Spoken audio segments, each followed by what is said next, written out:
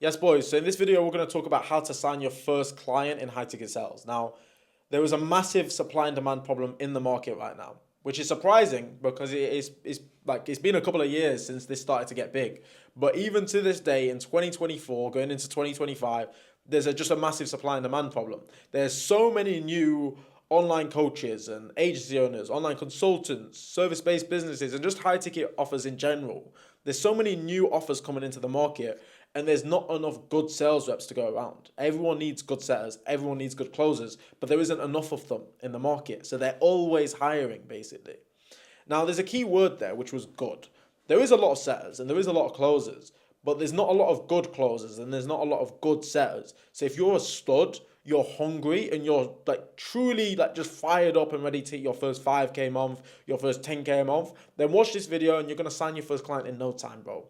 Because it's light work right now. There's so much opportunity in the market. So let's transfer over to my laptop and let's start getting into the source, boys.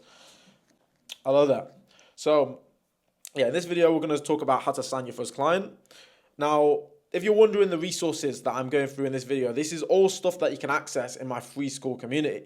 This isn't just some basic B free school community where I'm just gatekeeping all the information. There's so much source in there, boys. Like people always say, they thought my school community was just going to be like my YouTube. Like, nah, so much source, genuinely. Like, go through the free school, boys. Like, you'll really like it. Everything that you need to succeed as an setter, it's all in there. So, yeah, join the free school, boys.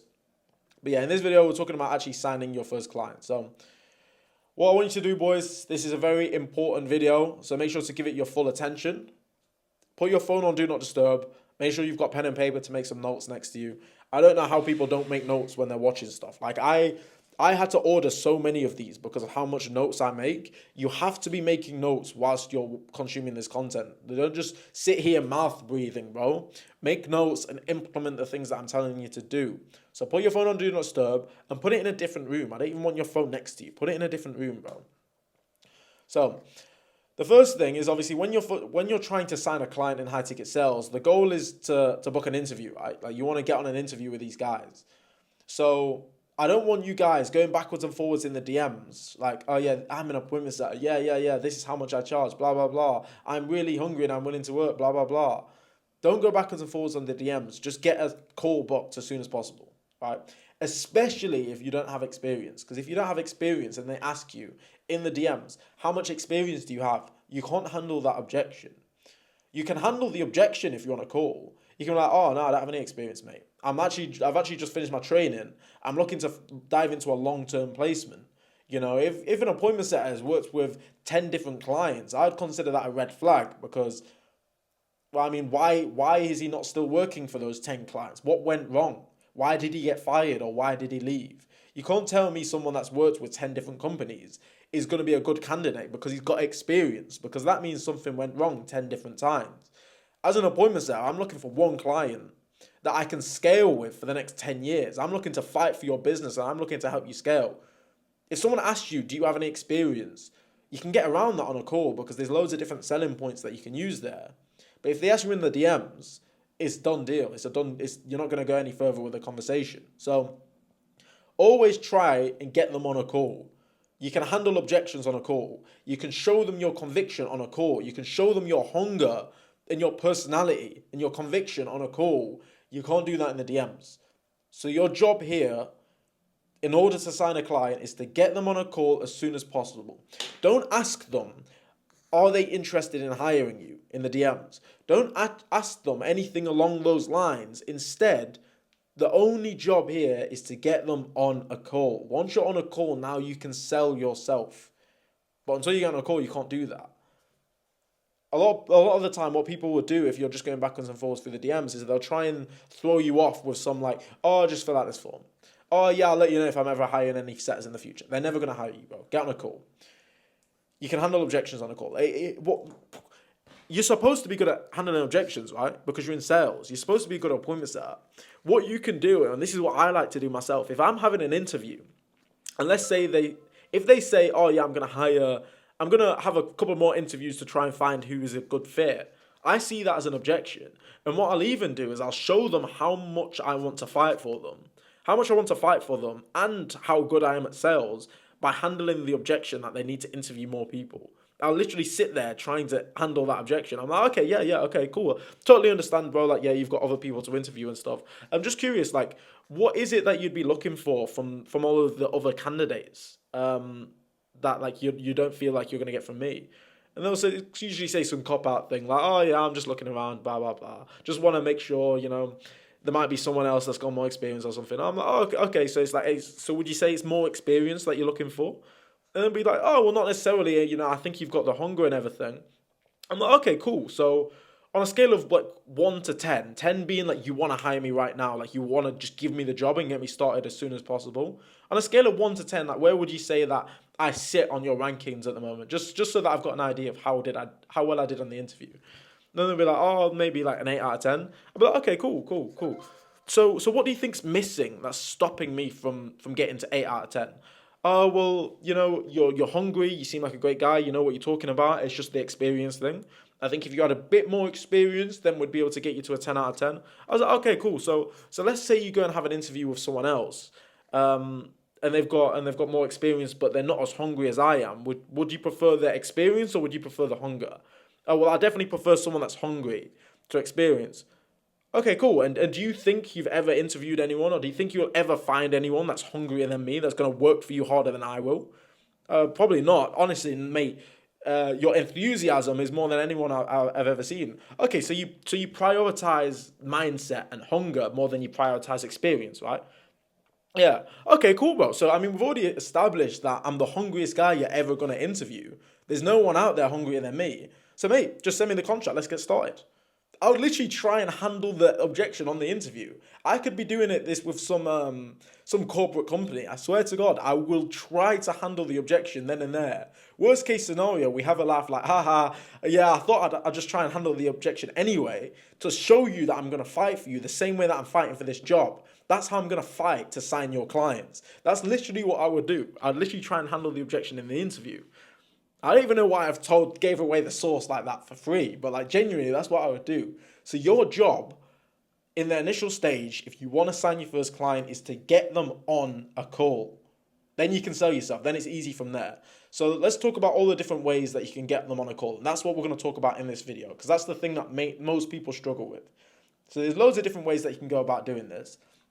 The number one thing that I've obviously got here is in Alpha Setters, we've got something called Alpha Opportunities. So you can see here, inbound fitness offer, retainer plus commission, inbound opportunity, 20K client, blah, blah, blah, setter opportunity. Like we're always hiring setters for our clients, basically. You can see this 3 days ago, 4 days ago, 4 days ago, literally multiple times a day, we're posting opportunities for our students to apply for.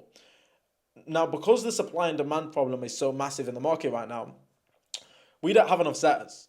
We have more opportunities than we have setters. In fact, I reckon we probably have about 3 times more opportunities in the group chat than we even have students.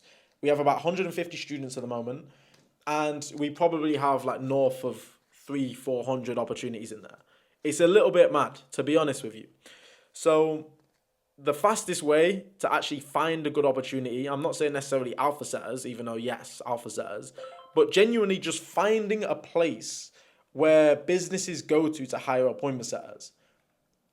2 years ago, you could have joined a Facebook group and you could have found a pretty solid offer through a Facebook group. You could have joined a Facebook group for free. But since then, Facebook groups have turned into an absolute mess. Free communities in general have turned into a mess. Full of scams, full of low leverage opportunities, full of pyramid schemes, the lot. Free groups are not an ideal place to go. When a good company wants to hire a good talented appointment setter, what they're usually going to do is they're going to go through their network. They're going to see who do they know that can help them. If they don't go through their network, what they'll also do is they'll reach out to people like me, people who train appointment setters, because they know they're going to get someone that's quality and someone that's trained from someone like me. They've seen my reputation. They've seen on my website, alphasetter.com, the type of people that we've worked with before, some of the biggest names in the industry, like Iman Gaji, for example. And they'll hire setters from people like me. So what you can do, if you're looking for work as a closer or setter, you can find places where businesses will go to hire setters. Another cheat code here, and this kind of goes on to the next point, which is networking, is you can find a place where your ICP congregates. So let's say that you want to work for a fitness coach. One thing that you could do, which would be a really like 200 IQ play, is you could actually invest in a high ticket fitness coaching program. Yes, you're going to have to invest. If you're investing 3 grand to join a high ticket fitness coaching community, even though you don't even care about high ticket fitness coaching, that 3 grand is going to be 3 grand well spent, because if you get an opportunity that pays you 5K a month, you've made that back in 1 month. You know what I mean? Like, it was worth it. If you want to work for a high ticket fitness coach, then you can join a community full of high ticket fitness coaches, and then you're in there in a circle. You can warm outbound them. You can network with them. You've literally just got all of your ICP in one place, and now you're boys with them. You can go to their meetups. You can go meet them in person and be like, oh, bro, I'm a high ticket closer. I would love to work for you. It's going to be such an easy way to get yourself in through the front door. Now, again, I'm giving away so much sauce in this video already, and we're only 11 minutes in. Hope you guys appreciate this amount of sauce, but genuinely, like, you just be willing to invest, because obviously, if you invest £1,000 in X and it's going to make you 5 grand a month, then like, why not?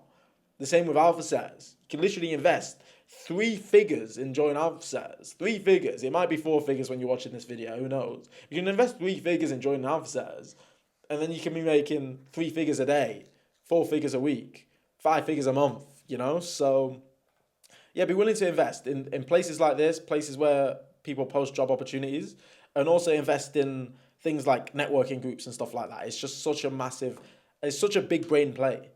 Like, for my agency, like me being in coaching programs with other online high ticket coaches, that served my agency. That's brought me so many agency clients, you know? So, yeah. The next way that I want to talk about is warm outbound / networking. So obviously everyone knows about cold outbound, and obviously we'll get onto that. But warm outbound, so actually, instead of just messaging some complete stranger, find people that you have mutual friends with. Or what you can do, if you don't have any friends that are business owners or any high leverage people in your network, and what you can do is you can do outreach to people, but just to make friends, just to connect with people. You don't necessarily, just because you're outreaching doesn't mean you have to sell something. You can outreach to people and just try to make friends in the entrepreneurship space. Just give them value. Just be helpful. Just be a good guy. Just be a cool guy that they want to be friends with. Now, in order for this to work, you have to optimize your personal brand, because if you're just some neek and you outreach to me, I'm not going to want to be friends with you. I'm not going to reply to you because you look like a neek. Like, that's not me being rude, but it's like, if everyone in the world wants to be your friend, obviously, you, as a business owner, I've got to protect my energy. If I'm the product of the 5 people that I spend the most time with, if I'm making new friends, I want those people to push me forward in life. They need to be a good guy. So you need to make your personal brand stand out. You need to look like a G. Show you in the gym. Show that you've got a great physique. Show that you know how to fight and you're a boxing champion and leader of men. Whatever it is, make your personal brand look cool. Make yourself look like someone that you would want to be friends with. And then networking is going to get a lot easier for you.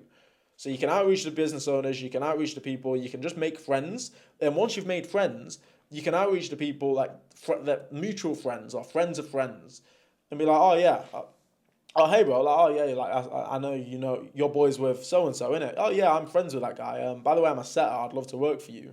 And then there's already going to be an element of trust there. You can also ask your friends, oh hi bro, by the way, I know you know a lot of entrepreneurs. Do you have any friends that might be looking for appointment setters right now? Or do you have any friends that might be looking for high-ticket closers right now? Whenever I'm hiring closers for my business or for my clients, for example, I'll post an application form on my story, like, high-ticket closers, please apply here. And then I'll get added into about 3 group chats from people like my friends, and they friends with someone that does closing or something, and they're trying to set them up with me. They'll add me into a group chat. Oh, hi, Temi. By the way, this is Will. I met him in Thailand last year. He's a high-ticket closer, actually. I know you're hiring. I thought I'd introduce you guys. You can ask your friends to do this for you. It's a really easy way to get your foot in the door because there's trust established. The next way that you can go about finding clients is obviously cold outbound. And now cold outbound definitely still does work in 2024 going into 2025. But one, you actually need to be good at it. You need to learn the right framework. You need to learn how to actually send outreach messages that people want to reply to. You can't say the same shite. You can't say, hi, I love your content, bro. By the way, like, I'd love to work for you as an appointment setter. Or, oh, I really resonate with your page, bro. As someone that's into fitness myself, I'd love to work for you as a closer. You sound like everyone else. You're just going to get flushed out of the market. Genuinely. You're going to get flushed out of the market. So one way that you can actually go about finding people to outreach to, go to the Instagram search bar, type in something like dating coach, for example. Boom, massive list of dating coaches. Then you can go through their likes, their engagement, the people that's following them. It's so easy. There's business owners everywhere. But the main thing is, yeah, you just need to be good at actually outbound appointment setting. Now, outbound is not as leveraged as the other methods that I told you about. It's not as leveraged. It's going to take more work. But what you need to know is that on a long enough time frame, as long as you're tracking your data, and I've made videos in the past about data tracking, split testing, as long as you're tracking your data and you're consistent on a long enough time frame, you can't lose. If you send 100 messages a day for the next year, out of 36,000 messages, do you think you'll be able to land at least one client out of 36,000 messages? I hope so, especially if you're split testing and you're tracking what works and what doesn't work. Because in a year's time, you'll have an infinite amount of data showing you exactly what messages perform and what messages don't perform.